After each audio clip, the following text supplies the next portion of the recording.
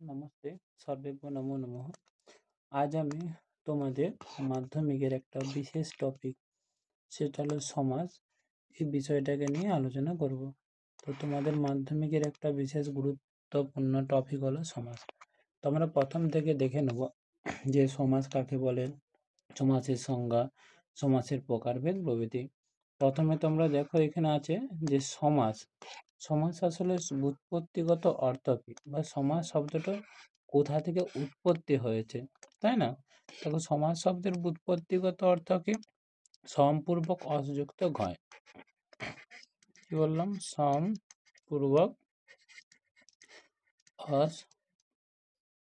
অযুক্ত ঘয়। এটা একটা ধাতু।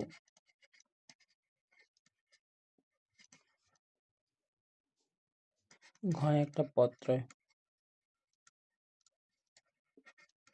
তাহলে পদটা মানে সম্যক রূপে অস মানে এখানে অস মানে অস্নাতি বা খাওয়া নয়, সম্যক রূপে কি সংক্ষিপ্ত আকারে প্রকাশ করে যা, সেইটাই হলো আমাদের সমাজ। তাহলে সমাজ শব্দের অর্থ আমরা কি বললাম? সংক্ষিপ্তকরণ বা সংক্ষিপ্ত। এছাড়াও সংহিতাও বলা হয়, মানে সংকলন। বুঝা গেল? তাহলে সমাজ শব্দের অর্থ কি? সংক্ষিপ্ত।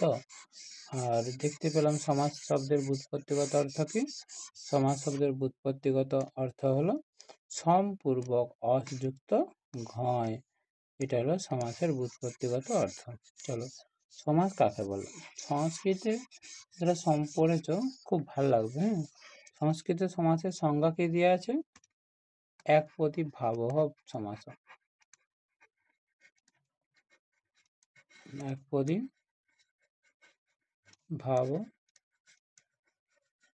সমাস। এখানে লক্ষ্য করো তো যে এক প্রতি ভাবহ সমাস মানে এক প্রতি ভাব কখন বলতে পারবো?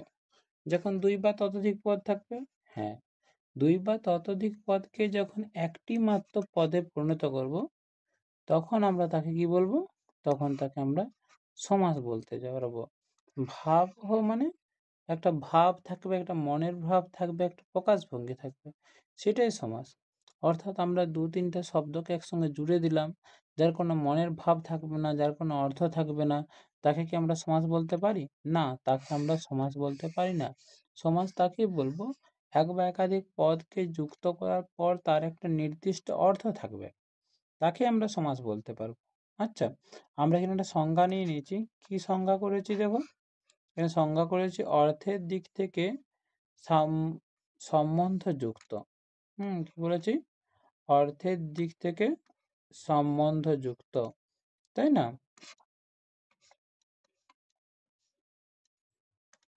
তাহলে অর্থের অর্থের দিক থেকে সম্বন্ধযুক্ত দুই বা তার বেশি পদকে এক পদে পরিণত করাকে আমরা কি বলি?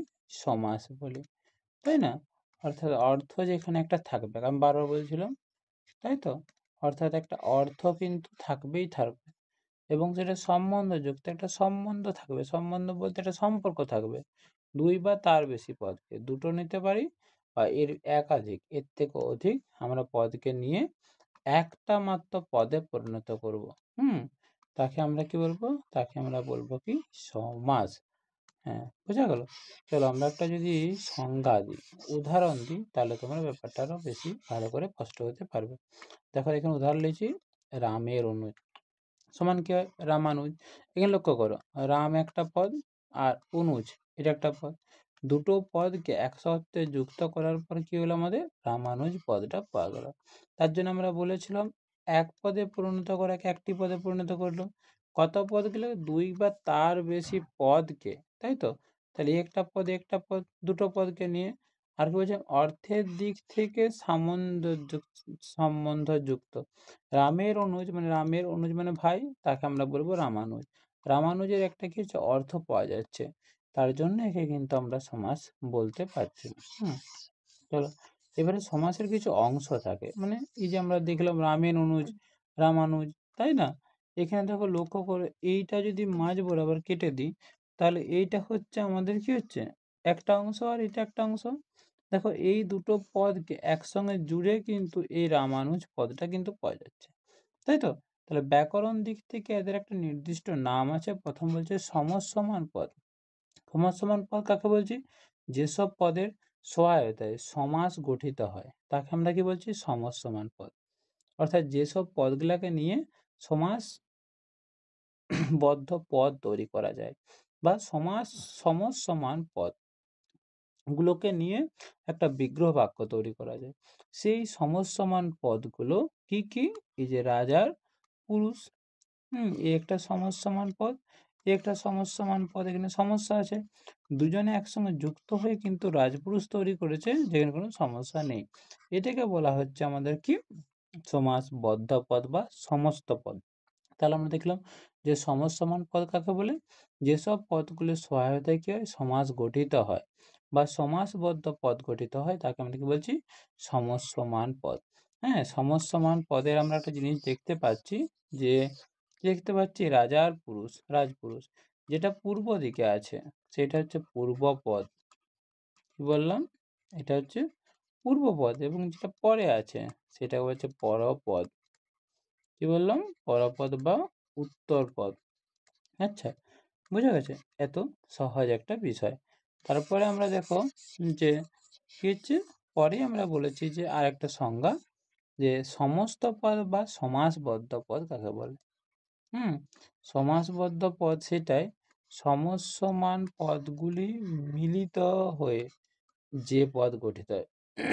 এই যে এটা সমসমান পদ, এটা সমসমান পদ, এই দুটো মিলিত হয়ে কি গঠন হয়েছে? রাজপুরুষ। তাহলে রাজপুরুষটা হবে আমাদের কি বলো? সমাসবদ্ধ পদ। হুম যেমন দেখো বলেছে বিনা পানিতে যার, তাহলে বিনা পানি, দেখো বিনা পানি যার, এরা একত্রে যুক্ত হয়ে গিয়েছে, বিনা পানি পদটা গঠিত হয়েছে। তাহলে এই যেটা গঠিত হয়েছে এটা হলো আমাদের কি? সমস্ত পদ বা সমাসবদ্ধ পদ। হুম চলো এবারে আমরা একটা জিনিস লক্ষ্য করব, যে এর আগে তোমরা শিখেছিলে ক্লাস 9-এ, তাই তো, যে সন্ধির কথা, তাই না? সন্ধি সেখানে কাকে বলে পেয়েছিলে? দুটি ধ্বনি যখন খুব কাছাকাছি অবস্থান করে তখন তারা কি হয়? একত্রে যুক্ত হয়ে একটি নতুন ধ্বনিতে পরিণত হয়, তাই তো? তাকে আমরা কি বলছিলাম? সন্ধি বলছিলাম। অর্থাৎ কোনো একটা শব্দের বা পদের শেষ অংশ এবং পরবর্তী কোনো একটা পদের বা শব্দের প্রথম অংশ, যে ধ্বনি থাকছে ওই ধ্বনিটা একসঙ্গে যুক্ত হয়, যুক্ত হওয়ার পর যে নতুন পদ সৃষ্টি হচ্ছে সেটাকে আমরা বলছিলাম সন্ধি, তাই না?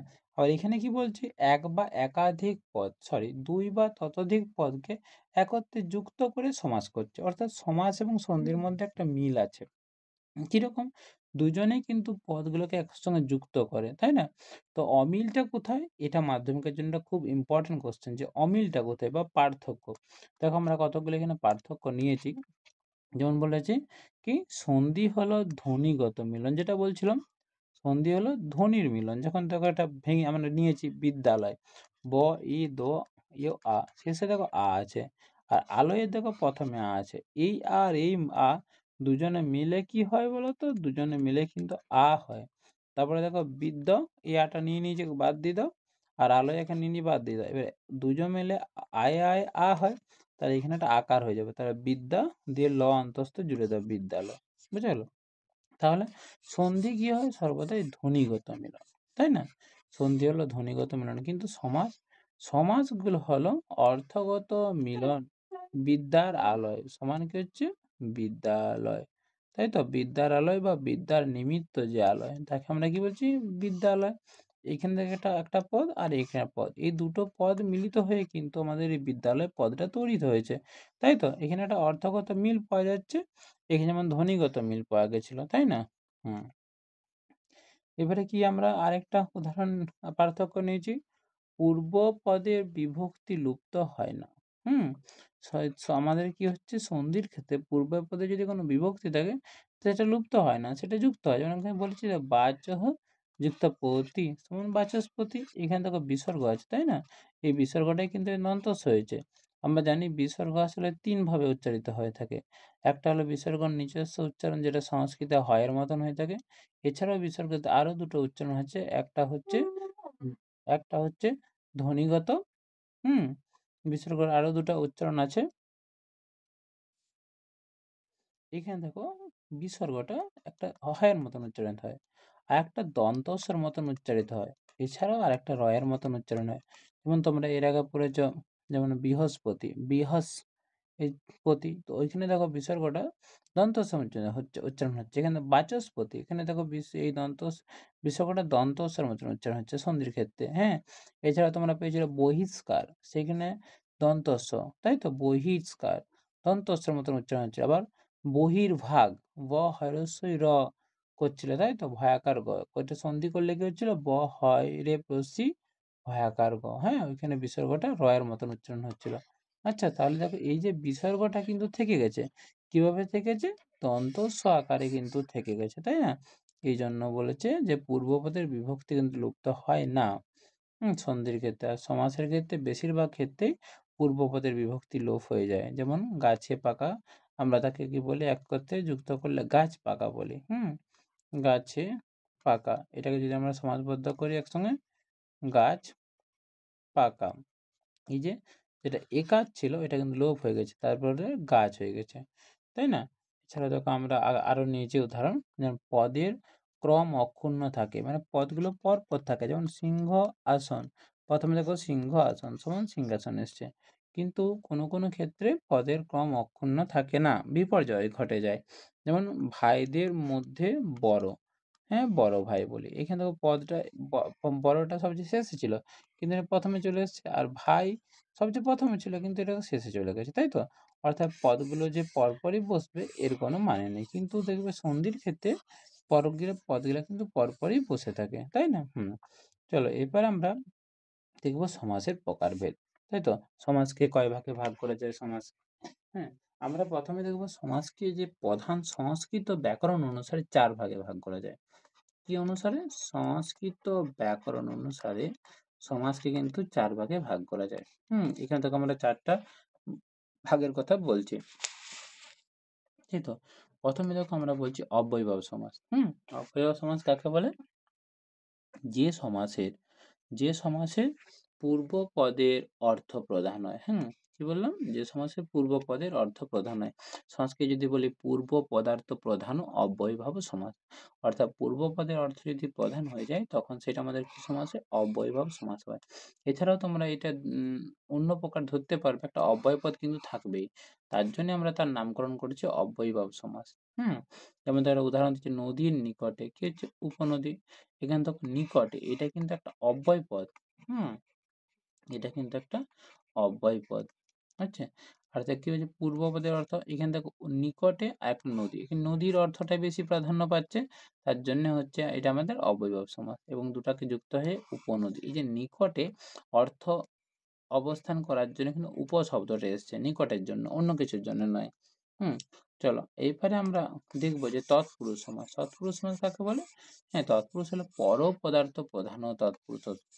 কি বললাম? পর পদার্থ প্রধান ও তৎপুরুষ। অর্থাৎ বাংলায় সংজ্ঞায়িত হয় পর পদের অর্থ যদি প্রধান হয়। যেমন এর উদাহরণ হচ্ছে রাজার পুরুষ, তাই না? কি বলেছি? রাজার পুরুষ সমান কি হচ্ছে? রাজপুরুষ। এটা দেখো পূর্বপদ, এটা হচ্ছে পরপদ, তাই তো? তারপর আমাদের হয়েছে কি? রাজপুরুষ। তাহলে এখানে কে প্রধান? এখানে পুরুষ প্রধান, রাজা তো প্রধান নয়। যেমন বলি রাজার পুরুষ বনে যাচ্ছে, কে বনে যাচ্ছে? পুরুষ যাচ্ছে, রাজা তো যায়নি। তাহলে সেই বাক্যে, তাই তো? কে প্রধান? পুরুষ প্রধান। তার জন্য আমরা এটা বলছি রাজপুরুষ, যেটাকে বলি আমরা তৎপুরুষ সমাস। অর্থাৎ তৎপুরুষ সমাস চেনার জন্য সবচেয়ে একটা বড় উপায় যে পরপদের অর্থটা আমাদের প্রধান হবে, তাই না? ব্যাস, এরপরে আমরা চলে যাব বহুব্রী সমাস। বহুব্রী বহুব্রী শব্দের অর্থ তোমরা জানো যে বহু মানে অনেক, এবং ব্রীহি মানে ধান, অর্থাৎ অনেক ধান। আর এখানে এর অর্থ যায় যার অনেক ধন সম্পত্তি আছে বা অনেক ধান আছে, তাই তো? আর বহুব্রী সমাসের সংজ্ঞা কি করেছি? অন্য পদের অর্থ প্রধান। হুম? আমরা দুটো পদ জানি, একটা পূর্বপদ, একটা পরপদ। কিন্তু পূর্বপদের অর্থ প্রধান হবে না, পরপদের অর্থ প্রধান হবে না। এর পরিবর্তে একটা অন্য কোনো পদ এসে হাজির হবে, তাই তো? অন্য পদ এসে হাজির হচ্ছে এবং সেই পদের অর্থটাই প্রধান পাবে। তাকে আমরা কি বলি? বহুব্রীহি সমাস। দেখুন, বিনা পানিতে যার। বিনা একটা বাদ্যযন্ত্র। আর পানি মানে কি? পানি মানে হাত। দেখো এখানে বিনাও প্রধান নয়, পানিও প্রধান নয়। ওই পরিবর্তে বিনা পানি। বিনা পানি শব্দের অর্থ কোনো এক ব্যক্তির নাম। তাই না? কোনো একটা ব্যক্তির নাম যে বীণা বাজাতে পছন্দ করে বা যার হাতে বীণা আছে। তাই তো? এই যে বীণা পানি, যার হাতে বীণা আছে তাকেই বীণা পানি বলছি। কিন্তু এখানে বীণাকেও প্রদান করছি না, পানিকেও প্রদান করছি না। আবার বীণা পানি বলতে আমরা কাকে বুঝাই? সরস্বতী। অর্থাৎ এখানে বীণা প্রধান না হয়ে, পানি প্রধান না হয়ে সরস্বতী এসে উপবিষ্ট হচ্ছে, তাই তো? এবং তাকে আমরা প্রধান রূপে পরিগণিত করছি। আরেকটা যখন আমরা উদাহরণ দিচ্ছি দেখো, নীলকণ্ঠ। নীলকণ্ঠ মানে কি বললাম? নীলকণ্ঠ or নীলকণ্ঠ যার। হ্যাঁ, এখানে নীলও প্রধান নয়, কণ্ঠও প্রধান নয়। এর পরিবর্তে যার গলাটা নীল তাকে আমরা নীলকণ্ঠ বলছি। অর্থাৎ কে? আমাদের মহাদেব। মহাদেবকে আমরা কি বলি? নীলকণ্ঠ বলে থাকি। তাই তো? তারপরে তোমরা দেখো দ্বন্দ্ব সমাস। তাই তো? দ্বন্দ্ব সমাস কাকে বলে? যদি উভয় পদের অর্থ প্রধান হয়। কি বলি? যদি উভয় পদের অর্থ প্রধান, তাকে আমরা দ্বন্দ্ব সমাস বলছি। দেখো প্রথমে আমরা পড়েছিলাম অব্যয়ভাব সমাস, যেখানে আমাদের কি বলা হয়েছিল? যেখানে বলা হয়েছিল পূর্ব পদের অর্থ প্রধান। তারপরে আমরা বললাম যেটা তৎপুরুষ সমাস, যেটা পরপদের অর্থ প্রধান। তারপরে বললাম বহুব্রীহি সমাস, যেখানে পূর্বপদ এবং পরপদের অর্থ কেউ প্রধান নয়। এখানে বলছি দ্বন্দ্ব সমাস, যেখানে পূর্বপদ এবং পরপদ দুজনেই প্রধান, উভয় পদের অর্থই প্রধান। তাকে আমরা কি বলছি? দ্বন্দ্ব সমাস। যেমন একটা উদাহরণ দিচ্ছি, রাম ও লক্ষ্মণ সমান কি হচ্ছে? রাম ও লক্ষ্মণ। দেখো রাম আর লক্ষ্মণ দুজনকে মিলিয়ে রাম লক্ষ্মণ। যদি বাক্যে আমরা একটা প্রয়োগ দেখাই তাহলে কি হবে? তারপর বললাম রাম লক্ষ্মণ বনে যাচ্ছে। দেখো দুজনেই বনে যাচ্ছে, রামও যাচ্ছে এবং লক্ষ্মণও যাচ্ছে। তার জন্য একে আমরা বলছি দ্বন্দ্ব সমাস, যখন দুটো পদের অর্থে প্রধান হয়ে থাকে। ঠিক আছে? এখন আমরা মেন টপিকে চলে যাচ্ছি। বাংলা ব্যাকরণ অনুসারে যে আমাদের সমাস, এটা ৮টি তারা ভাগে ভাগ করছে, তাই তো? কি কি তারা ভাগ করছে? দ্বন্দ্ব সমাস, তৎপুরুষ সমাস, কর্মধারয় সমাস, বহুব্রীহি সমাস, দ্বিগু সমাস, নিত্য সমাস, বাক্যাশ্রয়ী সমাস, এছাড়াও আলোপ সমাস। এই ৮টি ভাগ কিন্তু বাংলা ব্যাকরণে করা হয়েছে। কিন্তু তোমরা বুঝে গেছো যে আগে আমরা যে ৪টি ভাগ বলেছি, ওই ৪টি ভাগকেই কিন্তু এনারা বিভাজন করে ৮টি ভাগ কিন্তু তৈরি করেছে বা দেখিয়েছে। অর্থাৎ ওই ৪টি ভাগের যাদের সম্যক ধারণা থাকবে তাদের কিন্তু এখানে কোনো সমস্যা নয়। দেখো আমরা শেষ দিক থেকে আলোচনা করেছি প্রথমত দ্বন্দ্ব সমাস। আমরা দ্বন্দ্ব সমাস কাকে বললাম? এইমাত্র যে সমাসের প্রতিটি সমস্যমান পদের অর্থ প্রধান রূপে প্রতিপাদিত হয় তাকে দ্বন্দ্ব সমাস বলে। অর্থাৎ দেখো প্রতিটি সমস্যমান পদের মধ্যে কি আছে? পূর্বপদ ও পরপদ। তাহলে পূর্বপদ এবং পরপদ দুজনেই যখন প্রধান হবে, তাই তো? তখন আমরা কি বলবো? দ্বন্দ্ব সমাস বলবো। যেমন এখানে দিয়েছে তুমি আমি, তাই তো? তুমিও আমি। বই খাতা, তাহলে কি হচ্ছে? বই খাতা। কেনা বেচা, তাহলে কি হচ্ছে? কেনা বেচা, তাই না? তাই কেনা বেচা একটা আমাদের সমাসবদ্ধ পদ একসাথে। আমরা কি বলি? কেনা বেচা একটা সমাসবদ্ধ পদ। আমরা কি বলি? কেনা ও বেচা এটা বিপরীতার্থক দ্বন্দ্ব সমাস। অর্থাৎ দ্বন্দ্ব সমাসকে ভাগ করা হয় যে বিপরীত শব্দ দিয়ে যদি দ্বন্দ্ব সমাস নির্ণয় করা হয় তখন বিপরীতার্থক দ্বন্দ্ব সমাস বলি। যেমন কেনার বিপরীত কি? বেচা। আবার দেখো একটা সমার্থক শব্দ, মানে একই শব্দ দুবার বের করা। বই খাতা, বই খাতা আমাদের যেটাই বই সেটাকেই খাতা বলি। খাতা বলতে আমাদের লিখিত পত্র, কিন্তু সেটা একটা বই, তাই তো? আমরা কি বলছি? বই ও খাতা। যেমন তুমি আমি, তাই তো? তুমি ও আমি। এরপরে দেখো লক্ষ্য করো, প্রথমে আমরা বলেছি একশেষ দ্বন্দ্ব। একশেষ মানে একটা দিয়েই শেষ। হুম বলছে যে দ্বন্দ্ব সমাসে সমস্যমান পদগুলির মধ্যে বহু বচনান্ত একটি মাত্র পদ থাকে, তাই তো? তাকে আমরা বলছি একশেষ দ্বন্দ্ব সমাস। যেমন আমরা, এটা একটা বহু বচনান্ত পদ কিন্তু পদটা একটাই, তাই না? এবারে তার সমাস করলে কি হবে?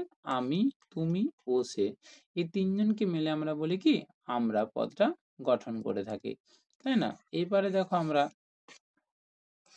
যে জিনিসটা দেখবো সেটা হলো তৎপুরুষ সমাস। তোমাদের সকালকারে নিশ্চয়ই দ্বন্দ্ব সমাস সম্বন্ধে বোঝা গেছে, কারো কোনো সমস্যা নেই। চলো আমরা এখন দেখি তৎপুরুষ সমাস সম্পর্কে।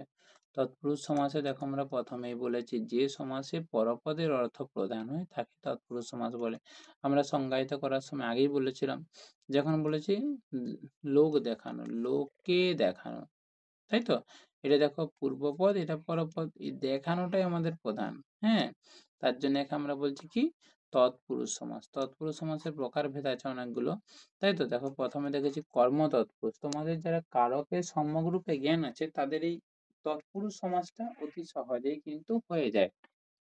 কর্ম তৎপুরুষ মানে তোমরা কর্মকারক জানো, কর্মকারকের জন্য যে বিভক্তিগুলো ধার্য হয় ওই বিভক্তিগুলো কিন্তু এই সমাস থাকবে এবং কর্মের অর্থ প্রধান পাবে। দেখো সংজ্ঞায়িত করেছি আমরা, যে তৎপুরুষ সমাসে পূর্বপদের কর্মপদের থাকে, আমি বললাম কর্মপদ থাকবে, অর্থ প্রকাশ পাবে এবং কে বিভক্তি, কর্মপদের জন্য আমরা কে বিভক্তিকে বিশেষ করে চিহ্নিত করি, তাই তো? তাকে আমরা বলি কি কর্ম তৎপুরুষ সমাস। যেমন কি বলেছি, ছেলে ভোলানো, ছেলেকে ভোলানো, এই যে কে আছে, কেটি একটি কর্মকারকের কিন্তু বিভক্তি, অর্থাৎ কর্মকারককে বেশিরভাগই তোমাদের কে দিয়েই কিন্তু প্রকাশ করে, যেমন রথ দেখা, রথকে দেখা, তাই তো? সেটাকে আমরা বলি কর্ম তৎপুরুষ সমাস। করণ তৎপুরুষ সমাস, তাই তো? করণ মানে কি দ্বারা দিয়া বোঝায়, অর্থাৎ যে তৎপুরুষ সমাসে পূর্বপদে করণ কারকে অর্থ প্রকাশ পাবে এবং যার দ্বারা দিয়ে এই সব অনুসর্গগুলো যুক্ত থাকবে তাদেরকে আমরা কি বলি বলো, করণ তৎপুরুষ সমাস। যেমন তাকে বলেছি লাঠি পেটা, লাঠির দ্বারা পেটা, তাই তো? মধুমাখা, মধুর দ্বারা মাখায় দ্বারা আছে, তাই তো? করণ কারকের একটা অনুসর্গ, তাই না? এর পরবর্তী দেখো নিমিত্ত, নিমিত্ত মানে কি জন্য, তাই তো? অর্থাৎ যেখানে জন্য পদটা থাকবে, যে তৎপুরুষ সমাসে পূর্বপদে নিমিত্ত উদ্দেশ্য জন্য, তাই না, প্রভৃতি নিমিত্তবাচক অনুসর্গ থাকে তাকে আমরা বলি নিমিত্ত তৎপুরুষ সমাস। দেখো একটা উদাহরণ দিয়ে বলা আছে, ছাত্রাবাস, ছাত্রের জন্য আবাস, জন্য আছে, অর্থাৎ নিমিত্ত তৎপুরুষ সমাসে সর্বদাই দেখবে জন্য পদটা কিন্তু থাকবেই থাকবে। আচ্ছা, পরবর্তী সময় আমরা দেখছি অপাদান তৎপুরুষ সমাস, যে তৎপুরুষ সমাসে পূর্বপদে অপাদান পদের অর্থ প্রধান পায়।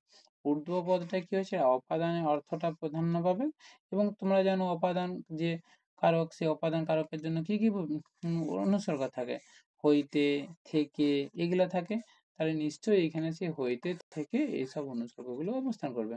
তাই কি বলছে, যে তৎপুরুষ সমাসে, যে তৎপুরুষ সমাসে কি হয়, পূর্ব পদের অপাদান পদের অর্থ প্রকাশ পায় এবং হইতে থেকে বিভক্তি থাকে তাকে আমরা বলি অপাদান তৎপুরুষ সমাস। একটা দিয়ে আছে দেখো, দুগ্ধজাত, কি হয়, দুগ্ধ হইতে জাত, এই যে হইতে, তাই তো? হইতে থাকলে আমরা বললাম অপাদান তৎপুরুষ সমাস হয়, তাই তো?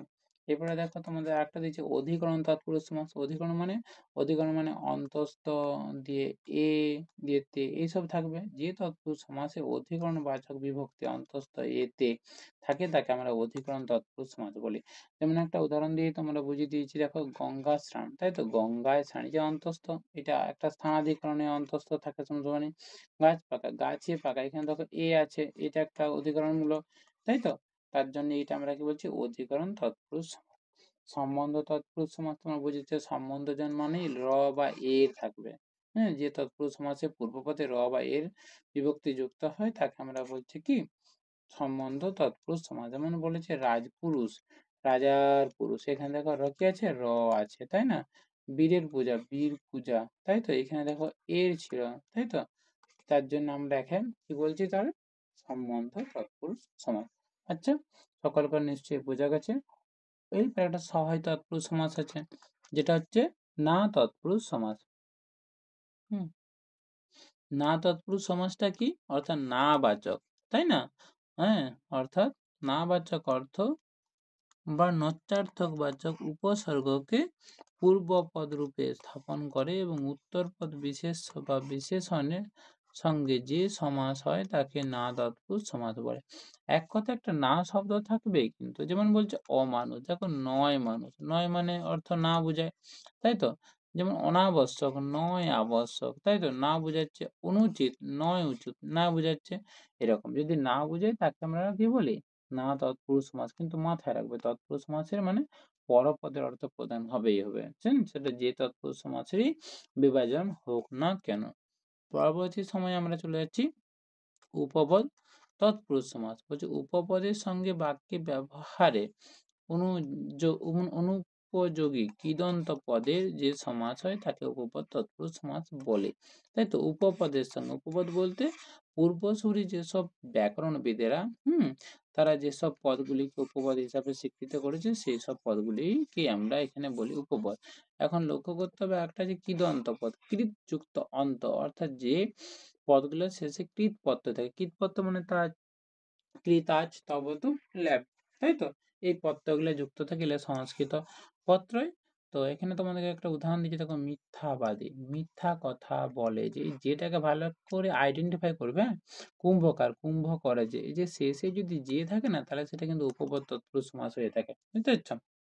ব্যাপ্তি, তৎপুরুষ সমাস। ব্যাপ্তি মানে তোমরা জানো, ব্যাপ্তি মানে কি? ব্যাপ্তি মানে কোনো একটা সময়ের পার্থক্য বা দূরত্বের পার্থক্য, এটাকে বলছি। যেমন আমি যদি বলি 5 থেকে আমি 10 কিলোমিটার যাবো, মানে কত? মোট 5। তা সেরকম যদি সময় বলছে, আমি 2 ঘন্টা যাবত বই পড়ছি, একটা ব্যাপ্তি 2 ঘন্টা সময় বোঝাচ্ছে, এরকম। আচ্ছা, দিয়ে তৎপুরুষ সমাসের স্থান বা কালের ব্যাপ্তি বা বিস্তারকে বোঝায়, তাই বা পার্থক্যকে, এবং পূর্বপদের ব্যাপ্তিবোধক পদটি লুপ্ত হয়, তাকে আমরা বলি ব্যাপ্তি তৎপুরুষ সমাস। যেমন তোমরা উদাহরণ দিয়েছি একটা, সেখান থেকে তোমরা বুঝতে পারবে। যেমন চির দুঃখ, তাই না? অর্থাৎ চিরকাল ব্যাপী দুঃখ, তাই না? চিরকাল অনেক সময় একটা বোঝাচ্ছে। দেখো চিরশত্রু, চিরকালে সত্য, একটা কাল একটা সময় বোঝাচ্ছে, চিরশত্রু, বুঝে গেলাম? এবারে দিয়েছি আমরা কর্ম ধারয় সমাস, তাই না? কর্ম, শূন্য বিভক্তি ছাড়া বিশেষ্য ও বিশেষণ বা বিশেষণ ও বিশেষ্য অথবা দুটি বিশেষ্য কিংবা দুটি বিশেষণ পদে যে সমাস হয় এবং পরপদের অর্থ প্রদান হয়, তাকে কর্মধারয় সমাস বলি। এত প্রকার প্রয়োজন নেই, অর্থাৎ যে তৎপুরুষ সমাসে পরপদের অর্থ প্রধান হয় এবং কি হয়, যেখানে বিশেষ্য বিশেষণ বা বিশেষ্য বিশেষ্য বা বিশেষণ বিশেষ্য বা বিশেষণ বিশেষণ পদে সমাস হয়, তাকে আমরা কি বলি? কর্মধারয় সমাস, তাই না? যেমন দেখুন বলেছে নীলোৎপলম, নীল যে উৎপল, এখানে আবার নীল একটা রং, বিশেষণ, উৎপল মানে পদ্ম, বিশেষ্য, এদের নিয়ে পদ আমাদের সমাসবদ্ধ হয়েছে নীলোৎপলম, বোঝা গেল? তারপরে দেখো আমাদের যে উদাহরণ দেওয়া আছে সেটা হলো কর্মধারয় সমাজকে 5টা ভাগে ভাগ করে। হুম, কি কি? সাধারণ কর্মধারয়, মধ্যপদলোপী কর্মধারয়, উপমান কর্মধারয়, উপমিত কর্মধারয়, রূপক কর্মধারয়, এগুলো। প্রথমে আমরা দেখে দেবো সাধারণ কর্মধারয়, নাকি? অর্থাৎ যেখানে ওই যে বললাম প্রথমে সংজ্ঞাটা বিশেষ্য, বিশেষণ, বিশেষণ বা বিশেষ্য বা বিশেষ্য বিশেষ্য বা বিশেষণ বিশেষ্য যে সমাস হয়, তাকে আমরা বলছি সাধারণ কর্মধারয় সমাস। যেমন দেখো হলুদ বাটা, হলুদ যে বাটা, আবার বলছে নীলকণ্ঠ, নীল যে কণ্ঠ, তাই তো? এটা হলো আমাদের সাধারণ কর্মধারয় সমাস।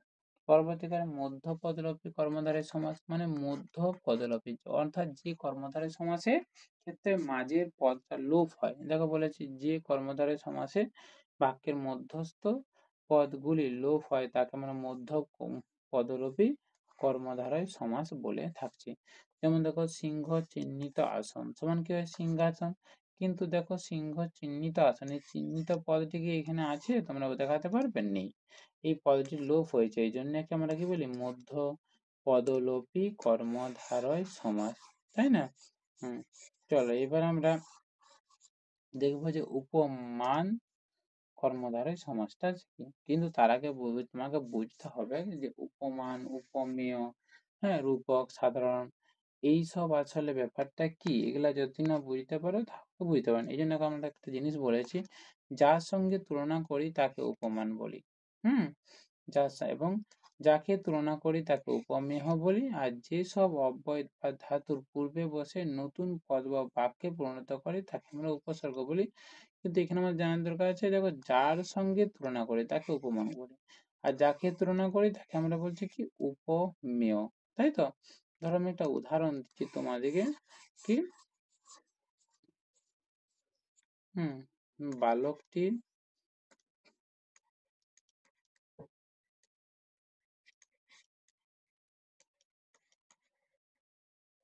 চোখ দুটি লাল হয়ে গেছে, তাই তো? বললাম রক্তের মতো লাল হয়েছে। দেখো এখানে কিসের সঙ্গে তুলনা করছি? রক্তের সাথে, তাই তো? রক্তের সাথে তুলনা করছি, কিটা? চোখের তুলনা করছি, তাই না? তাই তো? অর্থাৎ দেখো চোখটাও লাল হয়েছে, আবার রক্তটাও কিন্তু লাল, এটা একটা সাধারণ শব্দ, দুখানে যে অবস্থান করছে। আর দেখো চোখ দুটিকে তুলনা করছি কার সাথে? রক্তের সাথে, তাই চোখ দুটি হবে আমাদের উপমান। আর যাকে তুলনা করছি, রক্তের সঙ্গে তুলনা করছি, সেটা পাবে আমাদের কি? উপমেয়। অর্থাৎ তোমরা মাথায় রাখবে সর্বদাই যে যার সঙ্গে তুলনা করি, হুম? যার সঙ্গে তুলনা করি তাকে আমরা বলি কি? উপমান। আর যাকে তুলনা করছি তাকে বলছি আমাদের উপমেয়। চলো সংজ্ঞাতে আমরা দেখব, তার মানে আরো স্পষ্ট হবে তখন। হুম? দেখো, বলেছি এখানে সংজ্ঞাতে উপমান পদের সঙ্গে সাধারণ ধর্ম বাচক পদের যে সমাস হয় তাকে আমরা বলছি উপমান কর্মধারয় সমাস। তাই তো? এখানে কোনো উপমেয় থাকবে না, মাথায় রাখবে। উপমান কর্মধারয় সমাসে কোনো উপমেয় থাকে না। এখানে উপমান পদ থাকে আর সাধারণ বাচক শব্দ। যেমন ধরো একটা বলছি ফুটি ফাটা, ফুটির মতো ফাটা। তাই তো? মানে ফুটিটাও ফেটে গেছে। আর কি হয়? ফুটির মতো ফাটা। যার সঙ্গে তুলনা করছি, ধরো একটা যদি বাঁশ ফেটে গেছে, এমন ফেটেছে বলছি ফুটি ফাটা। তাই তো? অর্থাৎ ফুটিটাও ফেটেছে আর সে বাঁশটাও ফেটেছে। অর্থাৎ ফাটাটা হলো আমাদের সাধারণ বাচক শব্দ। ফুটির মধ্যেও ফাটা আছে এবং বাঁশের মধ্যেও ফাটা আছে। আর যে ফুটির মতো ফাটা কাকে? তো বাঁশকে তুলনা করছি, কিন্তু কাকে? ফুটিকে। তাই তো? সেটা উপমান পদ। তার জন্য কি হচ্ছে? উপমান পদ আর সাধারণ বাচক শব্দ থাকলেই তাকে আমরা বলছি কি? উপমান কর্মধারয় সমাস। অর্থাৎ চলো আমি পরে দেখছি, পরেরটা হলো আমাদের কি হচ্ছে? উপমিত কর্মধারয় সমাস। হ্যাঁ, ঠিক ধরেছ। উপমিত কর্মধারয় সমাস কাকে বলে? যে সমাসে পূর্বপদে উপমেয় এবং পরপদের উপমান দুজনে থাকবে। হুম?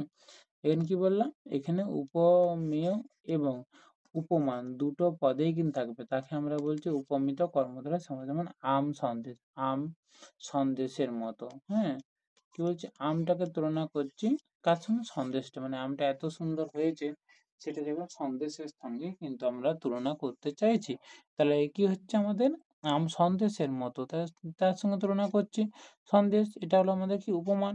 কাকে তুলনা করছি? আমকে, তার উপমেয়, তার দুজনে আছে, তাকে আমরা বলছি কি? উপমিত কর্মধারয় সমাস। আচ্ছা, রূপক কর্মধারয় সমাস কি বলছে? যে কর্মধারয় সমাসে পূর্ব সমাসে উপমেয় এবং উপমানের মধ্যে অভেদ, তখন দেখো আমরা যে সংজ্ঞাগুলো নিয়েছিলাম কিন্তু বলেছিলাম ঠিকই, কিন্তু একটা ভেদ ছিল। যেমন দেখো ফুটি ফাটা, ফুটির মতো ফাটা কি? বাঁশগুলি, কিন্তু বাঁশ এবং ফুটির মধ্যে একটা ভেদ এখানে বলা হয়েছে, ওর মতো হবে। মতো শব্দের দ্বারা কিন্তু এক ভেদ আছে, পার্থক্য আছে। হ্যাঁ, পুরোপুরি নয় কিন্তু, যখন রূপক কর্মধারয় সমাস করবো তখন মনে হচ্ছে পুরোপুরি একই জিনিস। হুম? তাকে আমরা বলি রূপক কর্মধারয় সমাস। যেমন বলছি রোষানল, রোষ রূপ অনল, অনল মানে আগুন, আগুনে পড়ে গেলে যেরকম রোষ তৈরি, মানে যেরকম অনুভূতি সৃষ্টি হয়, রোষের মধ্যেও কিন্তু মানুষের একই অনুভূতি। যখন প্রচন্ড রেগে যায় তখন হচ্ছে রাগটা আগুনের সাথে তুলনা করি, মানে আগুন হয়ে গেছে ছেলেটা, বলি না আমরা এরকম করে। তো এইটাই হলো সেই